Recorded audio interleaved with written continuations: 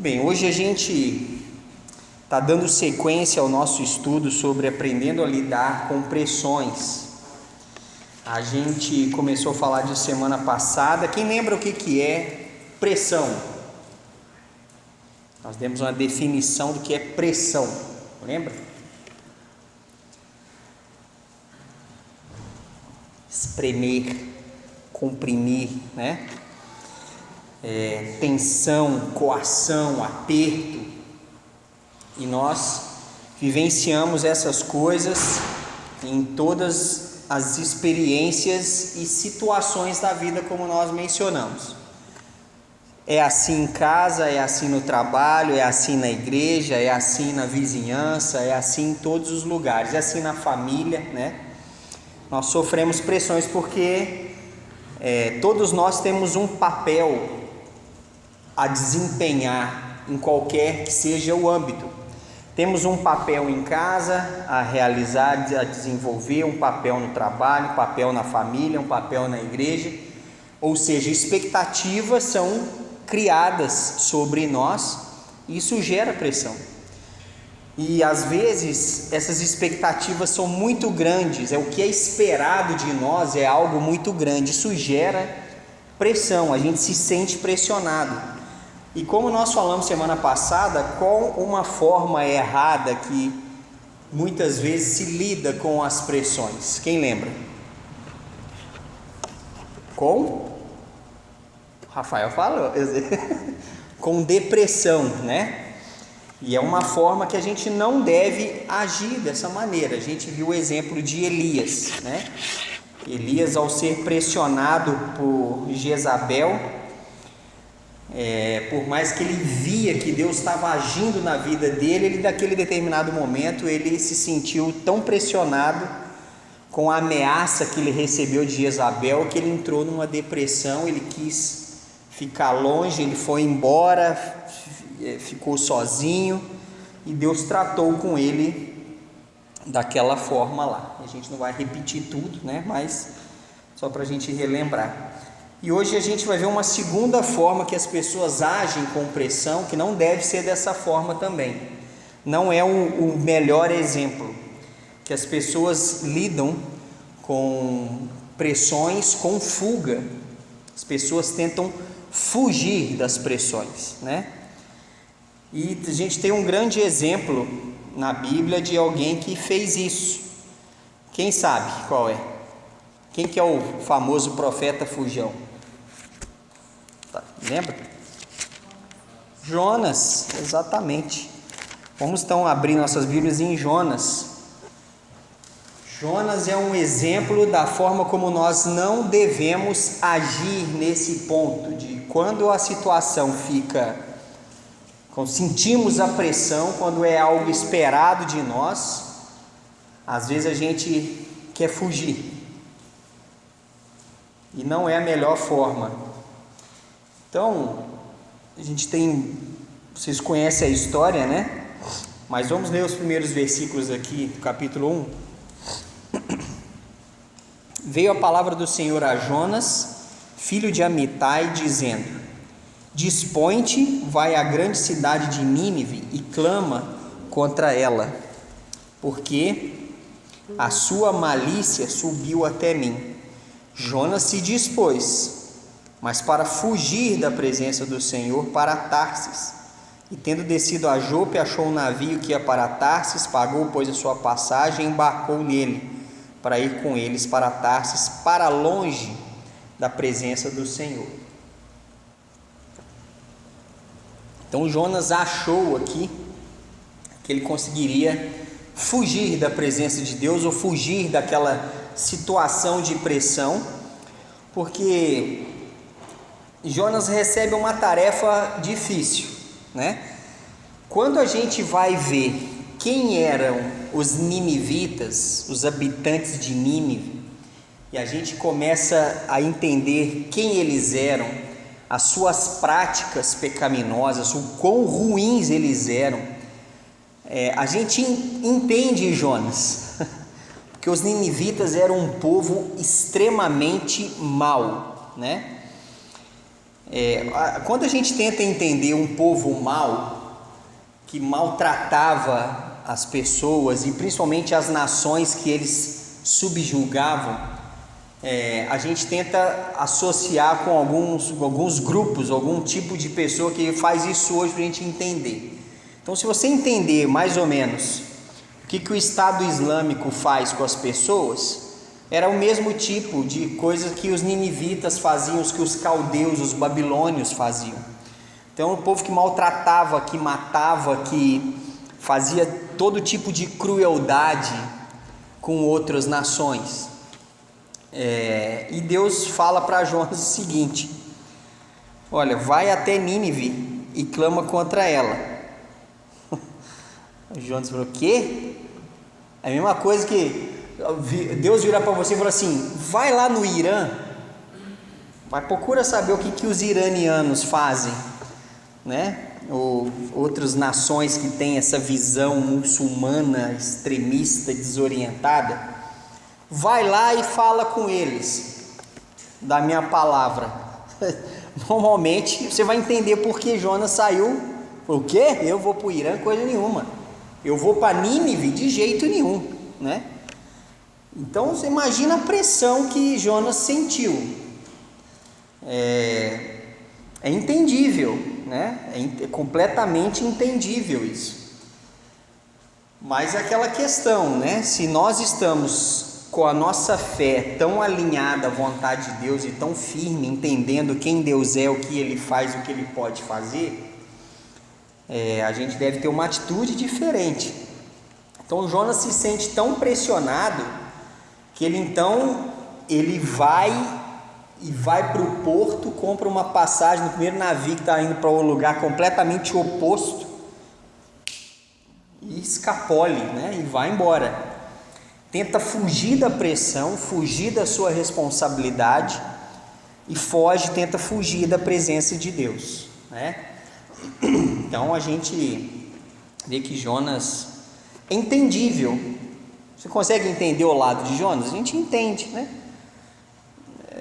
A mesma coisa, alguém fala que eu tenho que ir para um lugar desse tipo, eu também ficaria horrorizado e falo: não, eu não quero não, deixa eu aqui, né? Tá bom, tá, deixa aqui, eu quieto aqui. E às vezes a gente se sente pressionado em outras coisas, e a gente faz isso com várias outras áreas. Quando a gente se sente pressionado, muito pressionado em qualquer tipo de área, se a gente está se sentindo pressionado no trabalho, e o que a gente normalmente quer fazer? A gente quer sair do trabalho. A gente não quer lidar com a situação, a gente quer sair. Sabe que muita gente faz a mesma coisa com o casamento? O casamento não está indo lá muito bem, a coisa está feia, está difícil, está em pressão, é complicação. O que normalmente a gente quer fazer? Quer saber? Eu não mereço isso não, vou embora. E sai. Tem muito jovem que foge de casa, não tem? O pai pressiona porque o pai quer colocar responsabilidade, a mãe fala que tem que fazer isso, e o jovem acha que ele já sabe de tudo, está com 14, 15 anos, já está com a vida, sabe tudo das coisas da vida, e quer viver para lá, e fala: eu vou embora, e foge de casa. Minha irmã uma vez resolveu fugir de casa, minha irmã, só que ela gostava tanto de mim que ela resolveu me levar. Acho que eu devia ter uns 2 anos, mais ou menos, 3, né? Aí resolveu me levar, e ela foi, me pegou e me levou embora. Só que do jeito que eu estava, me levou descalço, e foi. Só que aí ela não aguentou me carregar muito tempo, me pôs no chão, me deu a mão, o chão quente, eu descalço, comecei a chorar, evidente. Eu abortei o plano dela de fugir de casa. Ela falou: não vai ter jeito de eu carregar esse menino chorando aqui, né? Aí ela teve que voltar porque eu estava chorando, né? Mas você vê, eu já fugi de casa sem querer, né? Fui levado para a fuga sem querer. Então, às vezes a gente quer fugir das coisas, a gente quer fugir das ocasiões, das circunstâncias, mas muitas vezes o que isso revela em nós é uma às vezes uma questão de insensatez, uma falta de entendimento, ou de realmente uma compreensão de que desafios, dificuldades, pressões sempre vão existir em qualquer circunstância, e a gente não pode ficar fugindo das coisas, a gente tem que enfrentar. A gente tem que enfrentar as dificuldades, enfrentar as circunstâncias, não ficar fugindo delas, né? No capítulo 4 aí de Jonas, no versículos de 1 a 5, olha que interessante.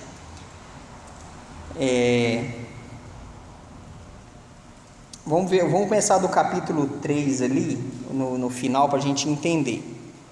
Versículo 9. Quem sabe se voltará a Deus e se arrependerá e se apartará do furor da sua ira, de sorte que não pereçamos? Viu Deus o que fizeram, como se converteram do seu mau caminho, e Deus se arrependeu do mal que tinha dito que lhes faria e não fez. Com isso, desgostou-se Jonas extremamente e ficou irado. E orou ao Senhor e disse: Senhor, não foi isso que eu disse, estando ainda na minha terra? Por isso me adiantei fugindo para Tarso, pois sabia que és Deus clemente, misericordioso e tardio em irar-se, e grande benignidade, e que te arrependes do mal. Peço-te, pois, ó Senhor, tira minha vida, porque melhor é morrer do que viver.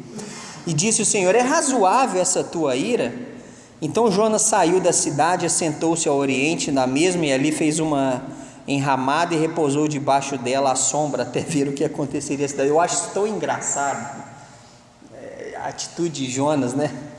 Jonas falou assim: Deus vai perdoar esse povo merece pegar fogo, Jonas. Esse povo merece morrer, e eu tenho certeza que Deus falou para eu ir lá. Se eu for lá e falar sobre o perdão de Deus, clamar contra aquele povo, Deus vai perdoar aquele povo, eles vão se arrepender, Deus vai salvar aquele povo. E foi exatamente o que aconteceu. Jonas ficou indignado com isso. Jonas ficou irado. Eu sabia que isso ia acontecer, é por isso que eu fugi. Eu queria que aquele povo pegasse fogo. Olha que aí Deus fala: Jonas, é razoável essa tua ira? Você não está sendo meio insensato, meio sem noção, né? E Jonas fez igualzinho a criança mimada. Ficou bravo, saiu, fez um negócio e sentou debaixo de uma árvore lá e ficou: vamos ver então, né? Você vê como é que interessante, né? Deus atua até no meio, Deus chama até os mimados para fazer a obra dele, até a turma que não tem noção muito da realidade, até os insensatos que precisam ser tratados. Deus não chama só aqueles que já estão prontos, não, Ele chama aqueles que precisam ser tratados, e Jonas era um desses. A gente entende o porquê Jonas estava indignado, mas a gente não quer que Deus faça uma obra. O que é melhor? Que Deus queime a turma que está gerando o problema, ou que Ele salve essa turma? Jonas queria que vê o fogo pegar, né? E aí ele fica muito bravo. Eu sabia, por isso eu saí, fui fazer exatamente o oposto. Por isso que eu sabia que o Senhor é um Deus misericordioso, que é tardio em irar-se. Eu sabia que o Senhor ia salvar esse povo. Ao invés de ele ficar feliz que o povo se arrependeu, ele estava louco de raiva e ficou lá bravo, sentado embaixo da árvore, esperando ver o que iria acontecer, né? Olha os versículos 9 a 11 desse mesmo capítulo. Então perguntou Deus a Jonas: é razoável essa tua ira por causa da planta? Que outra coisa, olha que interessante, Deus é muito interessante o jeito que ele age, né? Jonas ficou bravo, foi lá, armou a barraca dele lá embaixo da árvore. Deus mandou um verme, matou a planta. Jonas perdeu a cabana. Eu acho isso muito engraçado. Eu não sei se era para rir, mas eu acho como Deus lida com gente mimada, né? Ele mostra assim: para com isso, não é atitude de adulto, não. Aí Jonas ficou mais bravo ainda. Quer morrer que não tem jeito. Aí Deus fala: Jonas, é razoável essa tua ira por causa da planta? Né? Ele respondeu: é razoável a minha ira até a morte. Jonas. Tornou o Senhor: tens compaixão da planta que não te custou trabalho, a qual não fizeste crescer, que numa noite nasceu e numa noite pereceu, e não hei eu ter compaixão da grande cidade de Nínive, em que há mais de 120 mil pessoas que não sabem discernir entre a mão direita e a mão esquerda, e também muitos animais? Olha que tapa que Deus deu na cara de Jonas aqui, né? Você está sofrendo por causa de uma planta, você não fez nada para que ela vivesse, morresse. Você está sofrendo por causa da planta, e eu não vou ter compaixão de uma cidade onde ele fala que tem 120 mil pessoas que não discernem a mão direita da esquerda, ou seja, pessoas que ainda não chegaram à idade da razão, que talvez ainda não tivessem condições, ainda não foram contaminadas por aquele pecado nacional que os ninivitas tinham. Deus não ia ter misericórdia daquele povo, e Jonas está sofrendo, querendo até morrer por causa disso. Falta de senso, né? Então as pessoas fogem muitas vezes porque não está com um pingo de noção, de senso, falta sensatez, sensibilidade. E a gente sabe que a fuga não deu certo, né? Jonas se deu muito mal, né? Ele tem vários estágios dessa história, que numa outra ocasião a gente vai ver. Mas fazer a vontade de Deus não é fácil mesmo. No caso de Jonas especificamente, ele sabia o que Deus poderia fazer e sabia o que Deus iria fazer, e ele estava tão convicto que Deus ia fazer aquilo, que o problema não era nem encarar os ninivitas. O problema não era ir até Nínive, no meio daquele povo mau. O problema era ele encarar que Deus ia perdoar aquele povo que iria se arrepender. A gente talvez ficaria com medo de ir para o Irã, com medo de dar de cara com o povo do Estado Islâmico, que eles matarem a gente. Mas se coloca nesse caso e pensa assim, não, eu não quero ir lá porque eu sei que Deus vai salvar aquele povo, Ele vai perdoar eles. Eu quero que Deus exploda o povo, mas Deus vai salvar o povo, e por isso eu não quero ir. Não, falta de sensibilidade, de noção. Então, em vez de a gente tentar fugir das responsabilidades, a gente tem que continuar. Eu até falei isso domingo, né? Se não me engano, de manhã. A gente não pode fugir de certas coisas que estão diante de nós. Temos missões, responsabilidades na vida que a gente não pode fugir. A gente vai se sentir pressionado? Vai. A gente não pode fugir. Você vai enfrentar dificuldades, como eu falei domingo. Você vai enfrentar dificuldades na sua missão como pai, como mãe. Você não pode fugir disso. Não pode pegar um ônibus na rodoviária e ir para outro lado e largar tudo. Tem gente que faz isso. Mas você não pode, não é a melhor forma. Não adianta. Você não vai resolver. No seu trabalho, você vai ficar abandonando o trabalho toda vez que a coisa fica difícil? Vai ficar pulando de trabalho em trabalho? Só porque, estou me sentindo pressionado. Vai ser assim, não tem jeito. Todo lugar tem o seu nível de pressão. Não adianta a gente ficar tentando fugir, né? Nós temos os nossos ninivitas para clamar contra eles o tempo inteiro, entendendo que Deus vai agir, Deus vai atuar nas circunstâncias e vai mover o que for necessário. Ele quer nos fazer ali instrumentos na presença dele para ser útil naquilo, no plano que ele tem. Então a gente não pode ficar fugindo. Até dentro da igreja a gente sofre pressão, não sofre? Você se sente pressionado com algumas coisas? Já recebeu alguma responsabilidade, você tinha uma pressão sobre ela? E aí, o que você vai fazer? Vai comprar sua passagem para Tarsis e pirulitar, né? Ou vai encarar de frente, contar com o Deus Todo-Poderoso que pode converter ninivitas, salvar uma nação? Se Ele pode salvar uma nação má, que dirá Ele ajudar você numa função aqui dentro? Já pensou? Se eu resolver abandonar a minha função porque algumas coisas não saíram como eu gostaria? Ah, eu preparei uma mensagem para 100 pessoas, veio 30. Ah, ó, quer saber? Eu vou embora, vou voltar para Barbacena. Por que a gente faz isso em outras coisas? Por que a gente tenta fugir, tenta deixar de lado? Ah, isso não é para mim, isso não tem jeito, ah, eu não consigo, né?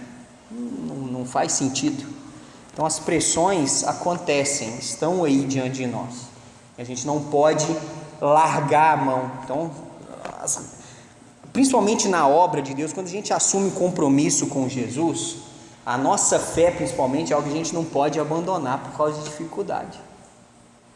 Eu não conheço ninguém que a vida ficou mais fácil depois que se converteu. Você conhece alguém que a vida ficou mais fácil? Fácil não.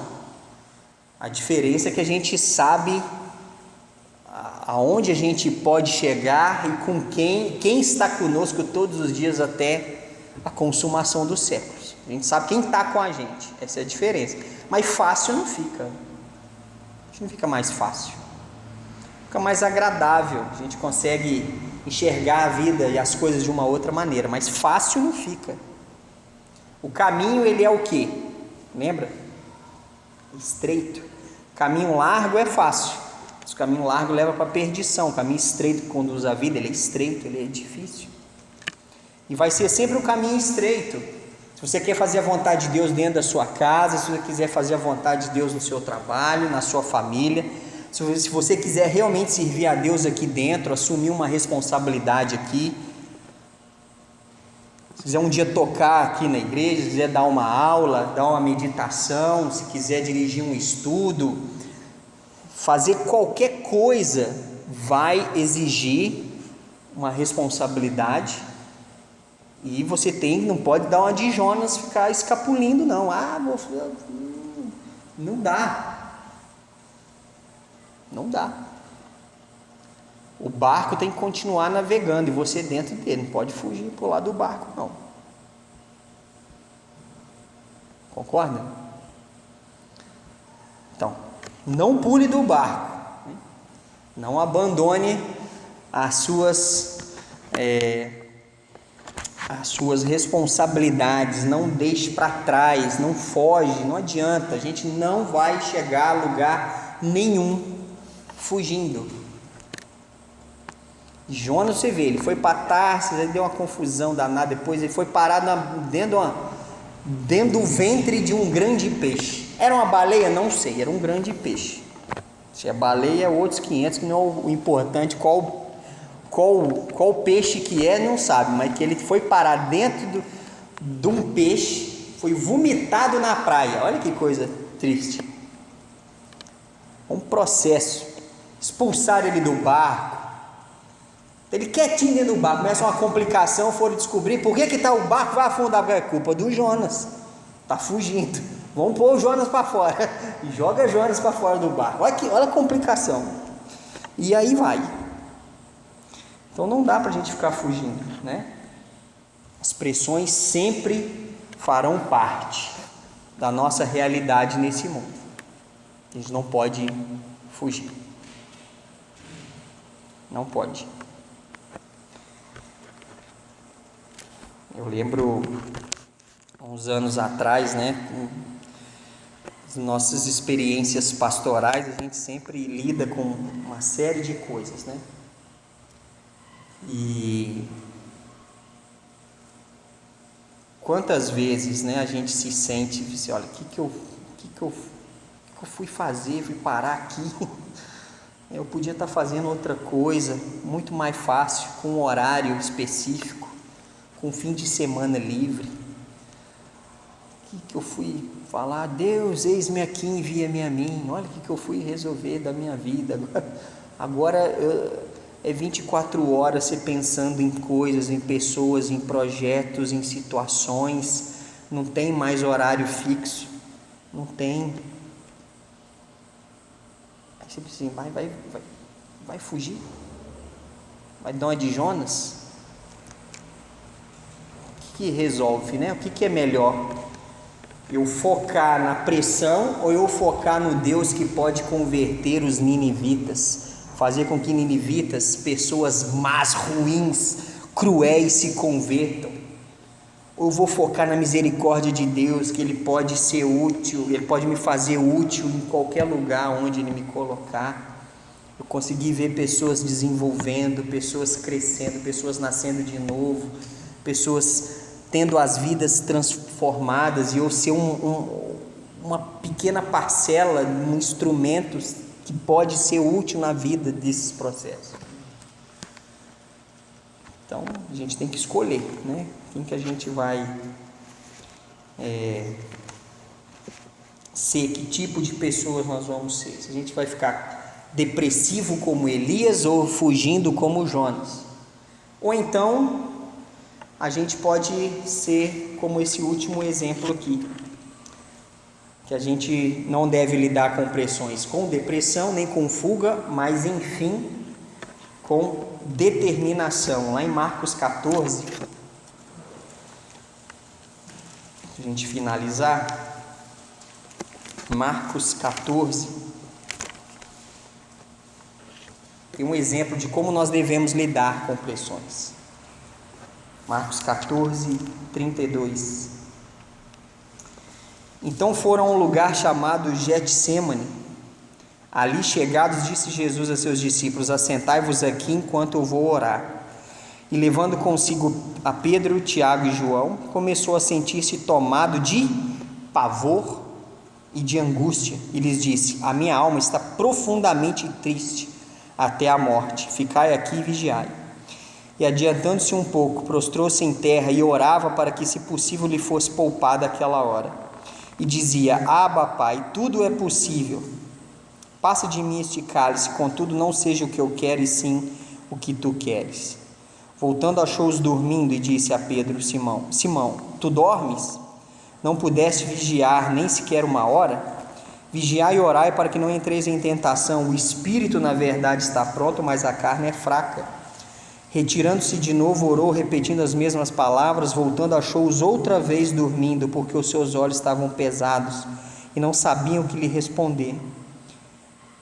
E veio pela terceira vez e lhes disse: ainda dormis e repousais? Basta, chegou a hora, o Filho do Homem está sendo entregue nas mãos dos pecadores. Levantai-vos, vamos, eis que o traidor se aproxima. Então, a gente vê aqui o supremo exemplo de como lidar com pressões com determinação.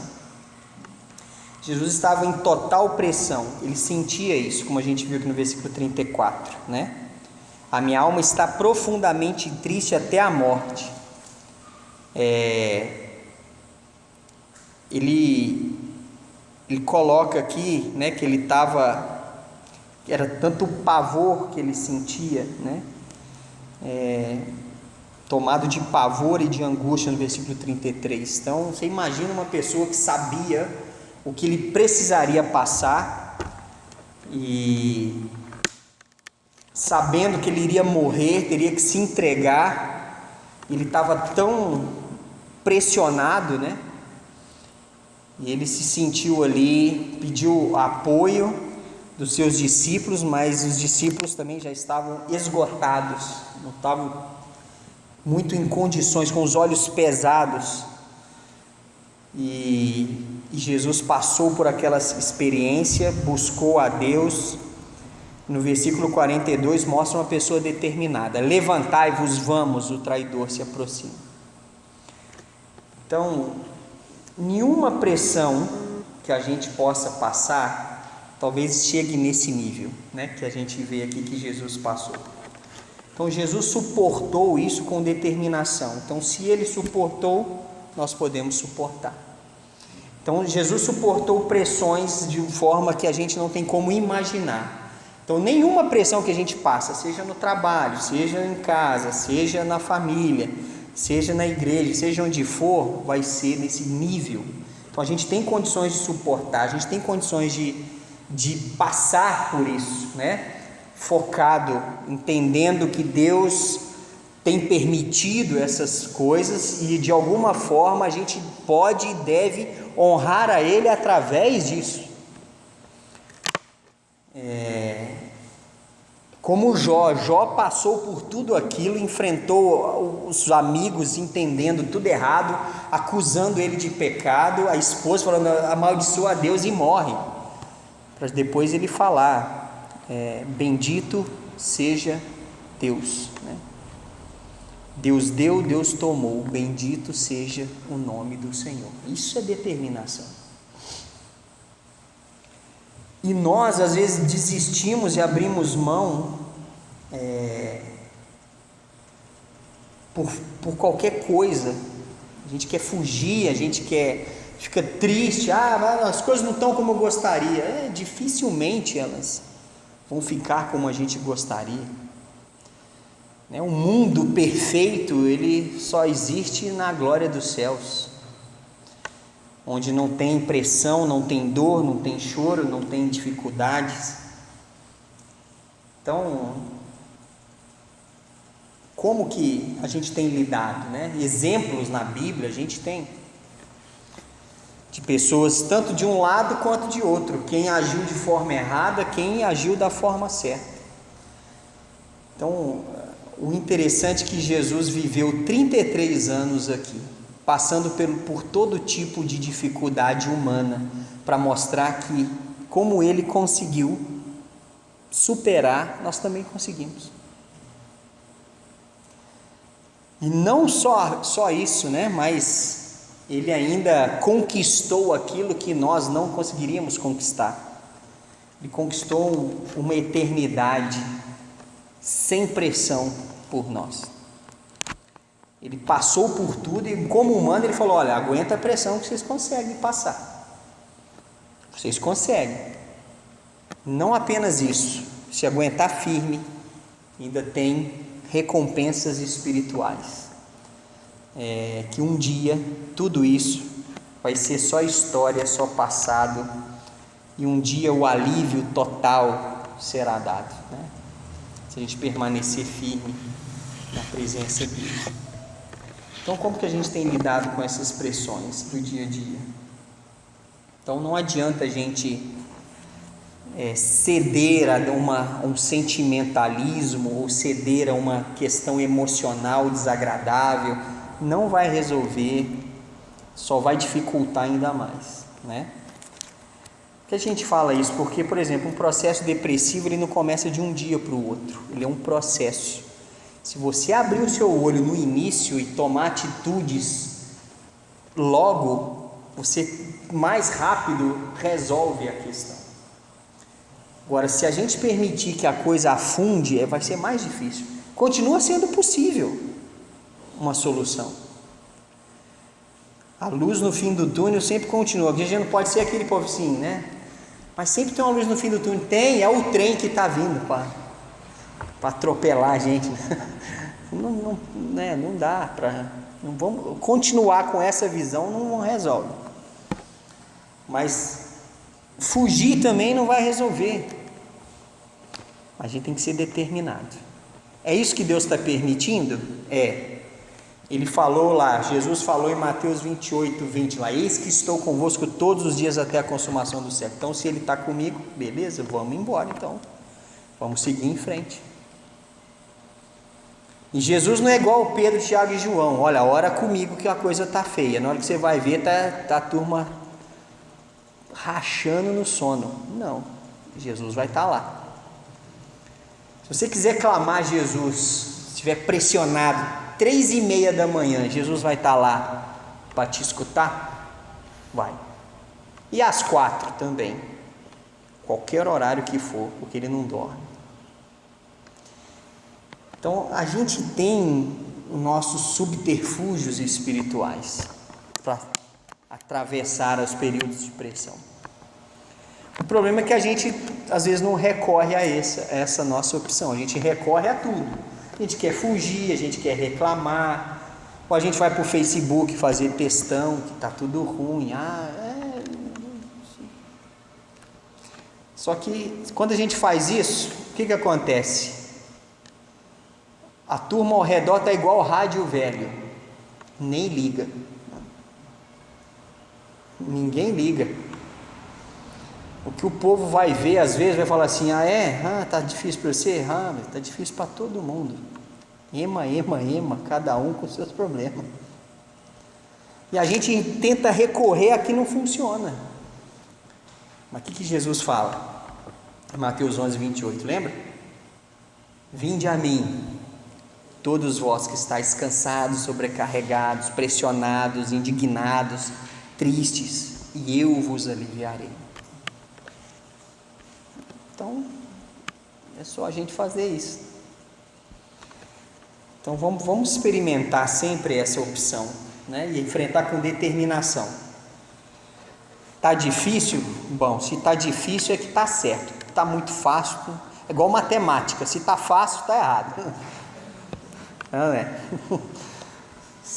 Matemática é assim, se tá fácil é que tá tudo errado. Não é possível que pode estar fácil, né? Então, se está difícil, bom, está certo então. Se está complicado, o caminho está estreito, está meio penoso, mas a gente sabe em quem a gente crê. Então a gente continua firme, porque não tem para onde a gente ir, né? Como Jesus falou para os discípulos lá em João 6. Jesus deu uma mensagem meio forte à turma, à multidão que queria só pães e peixes, ficou meio indignado. A maioria foi embora, ficou só os 12 lá, meio assim, e agora, né? O que vai ser? Jesus falou: vocês querem ir embora também? Vocês também querem se retirar? Aí Pedro fala: Senhor, para quem iremos? Tu tens as palavras da vida eterna. Eu vou para onde? Vou ficar aqui mesmo, quietinho aqui, né? Então, que seja essa sua decisão diante das pressões, das dificuldades. Fica quietinho na presença de Deus. Vai mais para o centro da vontade de Deus. Você vai se sentir protegido, amparado, seguro, e logo, logo você vai perceber que a pressão vai ser aliviada aos poucos. Novos desafios virão. Você vai olhar para trás, mais para frente, vai ver que valeu a pena permanecer no barco, insistir, não fugir, não ceder à depressão, mas aguentar, suar sangue, sentir ali a alma perturbada muitas vezes, mas temos um Deus que não dorme, que continua atento e agindo 24 horas por dia.